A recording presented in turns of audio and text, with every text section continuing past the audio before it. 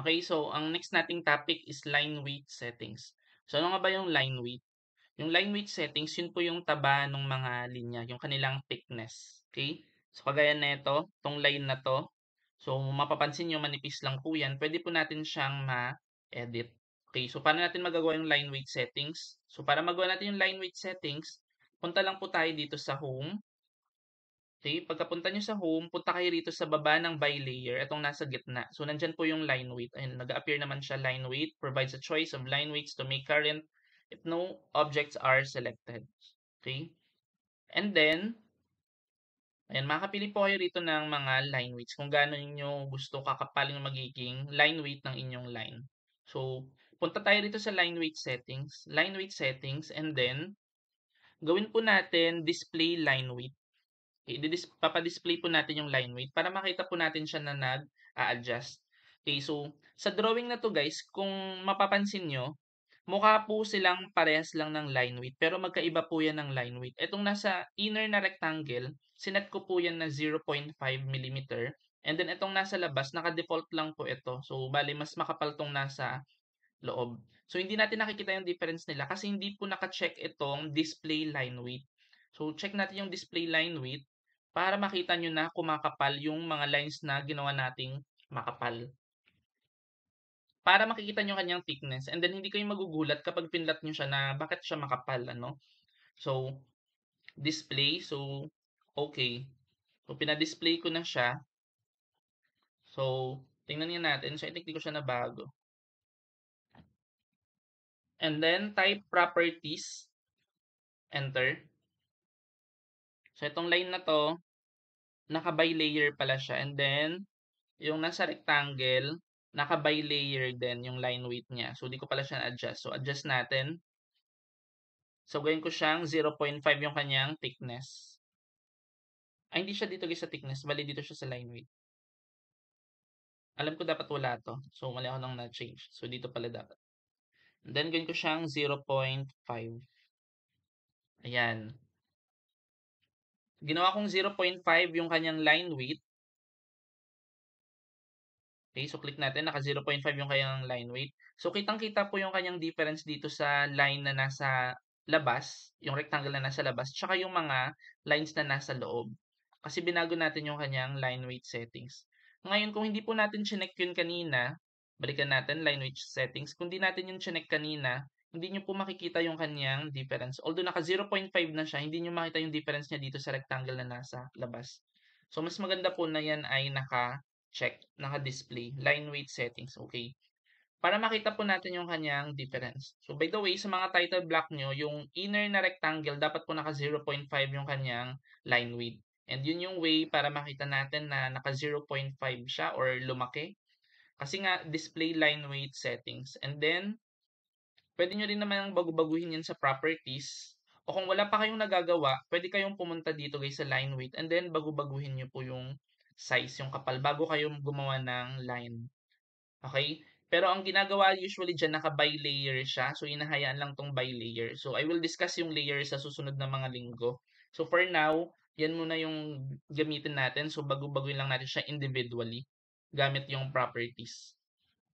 O di kaya, bago kayo gumawa, like what I said kanina, bago kayo gumawa ng line, i-adjust nyo na agad dito. Okay? So, yun po yung sa line weight setting. So, papakita ko siya sa plot ha. Plot. Okay, so select natin yung letter. Dapat ngayon marunong na kayo mag-plot. Then, drawing to PDF. Fit to paper, custom, 1:1.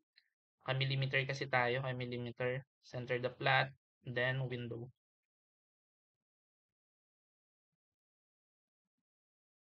And then, the rotation scale is not equal to the plot. Okay. So, 1, preview. Okay, so kitang-kita po yung difference. Okay, mas makapal talaga siya. And then, ito palang sheet number, yung number 1 na to, make it 5 mm yung size niya. Huwag pong 2.5. Gawin nyo na siyang 5 mm. Kasi masyadong maliit yung 2.5. Ayan, di ba? So, kitang-kita yung kanyang kapal. Okay, you can see yung difference. Escape. Then cancel. Di naman natin siya ipiprint. Ito po yun. Make it 5. Gawin natin siyang 5 yung text height. Okay. And then, paano naman po yung mga broken lines? So, para sa mga broken lines, tuloy-tuloy na lines or yung mga lines na putol-putol, so dito po yan sa baba. Okay, kung ito line weight, ito naman, broken lines and iba't iba pang design ng lines, dash lines, continuous lines, center lines, so dito po natin siya ma-adjust. So, click natin to. I think i-join ko na to guys, i-join ko na para isang ano na lang, isang select na lang. Okay, join. Kasi exploded siya kanina eh. So join, isang select na lang. Tapos baguhin natin yung lines, others. Pili po tayo dito. So continuous by block by layer. So continuous tuloy-tuloy. Pare-pares na tuloy-tuloy yan. So gawin natin, pili tayo ng ibang line type. So click natin or mag-load po tayo. So unahin natin yung ang usual na ginagamit dito yung mga ano yung mga dash lines. So what if gusto niyo ng dash lines? ISO dash. So eto na lang siguro guys para malalaki yung kanyang spacing. Okay, click nyo okay. Okay, so na-load na po siya, nasama siya dito. So pwede tayong mag-load pa ng iba ulit. Hanapin natin center line. Ito na lang. Okay. Okay, so gawin ko na siyang dash.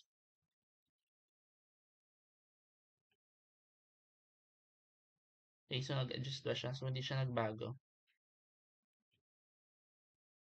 Line type niya pa rin naka-by layer. So gawin natin siyang dash. Okay, so ito po yung dash. Tama ba? Okay, yung ACAD, ayan. So, nangyari, kung mapapansin nyo, naging dashed line na po siya. So, pwede nating baguhin yung line weight. Ganun din yung ating line style o yung line type na tinatawag. And then, pwede nyo rin pong baguhin yung scaling niyan. So, let's say for example, masyado siyang malalayo. Masyadong malalayo yung mga dashes niya or malalaki. So, pwede natin siyang baguhin yung kanyang scale. So, gawin po natin siyang 0.5. So, pag ginawa ko siyang 0.5, see, mas dumami po yung mga dashes. And then, kapag ginawa ko naman tong 2, ang lalaki ng dash lines. Nakuha niyo yung difference? Pag 1, enter, ito yung itsura. 0.5, ito po yung itsura. Then kapag 2, ganito yung itsura ng dash. Okay, so, balik natin siya sa 1. And then, pwede ko siyang palitan ng iba pang type ng lines. Pwede mang center line. So, dito na may itsura kapag center line. Okay, so, ang point ko dito, we can change yung mga line type o yung line style. So, makikita din po yan sa plot pag pinlat natin siya. Okay, let's plot it. Choose letter. And then, drawing to PDF. Fit to paper, millimeter, custom, 1:1. Center the plot, display. Palitan na siyang window. Okay, so makikita nyo na nagbago yung kanyang line type. Okay? So, yun lang naman for the line type and line weight. Okay, ganun lang siya kadali. Ganun lang siya kasimple. Okay, so pwede nyo mabago yung scale. So, I think yun lang naman, no? Wala iba rito. So, pwede nyo bago yung scale, yung kanyang klase ng line type. So, kapag wala, i-load nyo muna. So, dito sa itaas, yung line weight, yung nasa baba, yung line type o yung line style niya. Nandito sa baba. Okay? So, yun lang po para sa settings dito sa lines. Okay, kasi hindi ko na-mention the last time.